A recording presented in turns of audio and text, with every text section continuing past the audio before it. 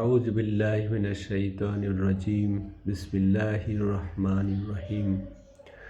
হযরত ইবনে আব্বাস রাদিয়াল্লাহু আনহু থেকে বর্ণিত, তিনি বলেন, রাসূলুল্লাহ সাল্লাল্লাহু আলাইহি সাল্লাম ইরশাদ করেছেন, তোমরা উটের পানি পান করার মতো এক নিঃশ্বাসে পানি পান করবে না, বরং দুবার বা তিনবার শ্বাস নিয়ে পান করো।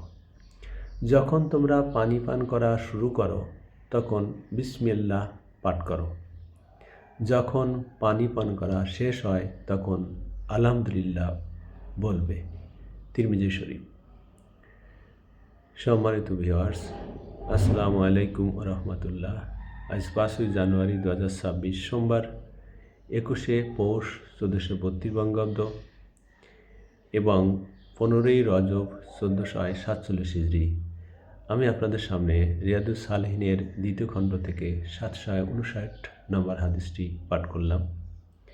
এই হাদিসে রাসূলুল্লাহ সাল্লাল্লাহু আলাইহি সাল্লাম পানি পান করার ব্যাপারে আমাদেরকে নির্দেশ দিয়েছেন কিভাবে পানি পান করতে হবে।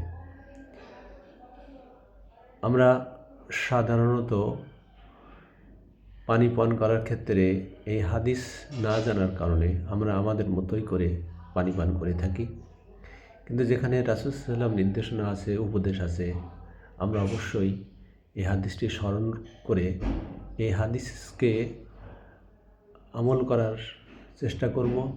মহান আল্লাহ পাক আমাদের সহায়ক হন, আমিন। চ্যানেলটি সাবস্ক্রাইব করতে ভুলবেন না প্লিজ। ধন্যবাদ।